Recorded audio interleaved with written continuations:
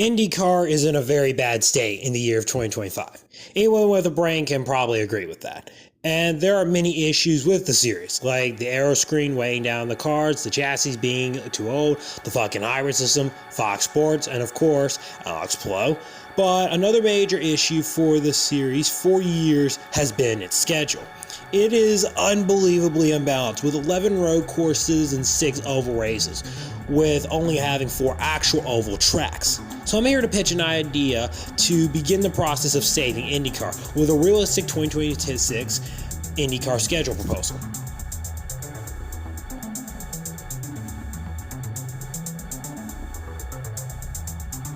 So this schedule proposal here is one that should vary most of IndyCar's markets, while still keeping many fan favorites on the schedule, while making a much bigger balance and adding more races to the schedule, as there are now 21 races and 21 tracks, 10 ovals, and 10 road course/street circuits. Race 1 is Homestead Miami Speedway on March 1st. A track that dates back to the kart era of IndyCar, as well as being a major mainstay for the IRL, whether it was the season opener or season finale in the 2000s. With NASCAR hosting the championship race at Homestead in 2026, IndyCar will have their season opener here instead. Now, post-2026, where this could end up is anyone's guess, since NASCAR's championship race is likely going to be rotational. Race 2 is at St. Petersburg International on March 15th. St. Pete is such a fan favorite, and I'd argue it's probably my favorite street circuit IndyCar races at, and it does have the roots of Champ Car racing. It's not going to be the season opener, but it will be an early season race, and one that puts on definitely a good show. Race 3 is Long Beach on March 29th. Probably the most historic street circuit IndyCar goes to, and its long years during the car days of that early age that IndyCar have ran it. Here's a doozy though. Race number 4, Phoenix International, April 12th. Yes, IndyCar returns to one of its longest tenured venues before they stopped going in 2018. And why they left is still a little baffling, as it seems like it would be now such a great track for IndyCar racing, especially with the oval racing that the series has produced. It tapes into the West Coast market as well, especially Southwestern, that has definitely been a struggling market for IndyCar. Race 5 is at Barber International, April 26. Barber is one of, in my opinion, kind of the lower end of IndyCar road courses and overall racetracks, but it is an intricate part of the schedule as it is in the southeast. The visualization of the racetrack is beautiful, but admittedly, I'm not the biggest fan of this racetrack. Of all the tracks on the schedule, this is one of the most likely to get removed for another race. Race 6 is the Indianapolis Grand Prix on May 9th. It's become a mainstay on the IndyCar calendar and a staple of the month of May. And when it chooses to, it can put on a good race as well, with certain unique turns. Race 7 is, of course, the Indianapolis 500 on May 24th. You know why it's here, no explaining. 110 years of tradition. Next. Race 8, Worldwide Technology Speedway, or Gateway as we love it, June 6th. A racetrack with kart roots and a fan favorite, Gateway is a track that can usually put on a good show. And to add that fact that it's coming off the Indy 500, ladies and gentlemen, we got ourselves some pretty good scheduling, I'd say.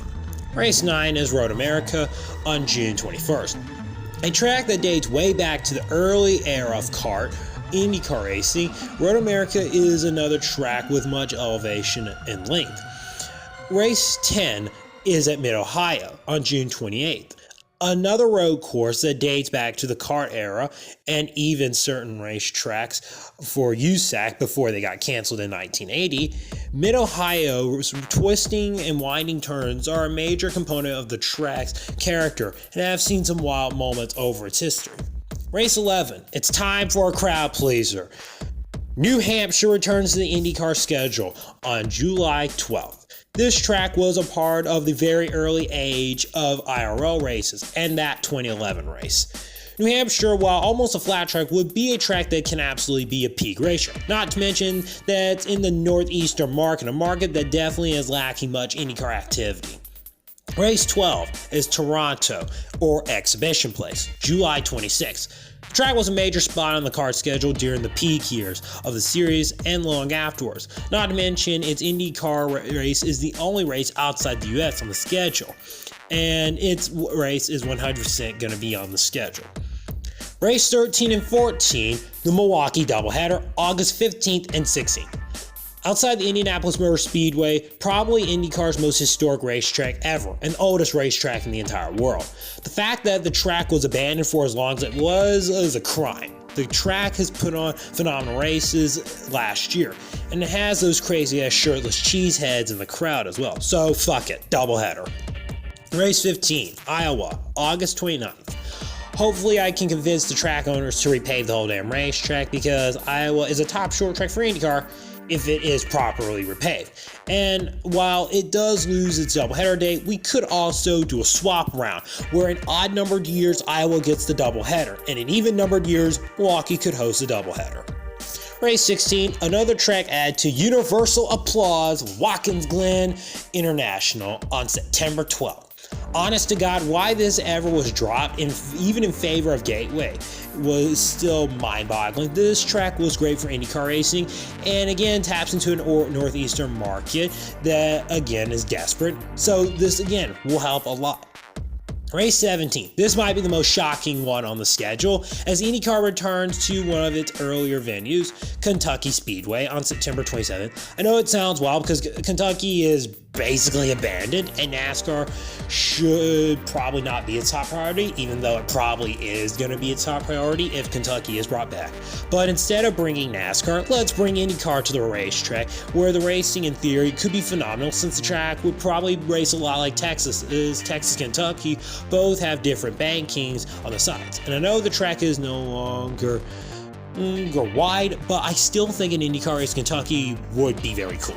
Race 18, Portland International, October 11th. I know it's an oddly strange time to race at Portland in October, especially for scheduling and weather, but Portland, like many other road courses in the schedule, has kart routes and recent success for this track during the IndyCar series. It will definitely make it a race that the Northwestern fans can get behind.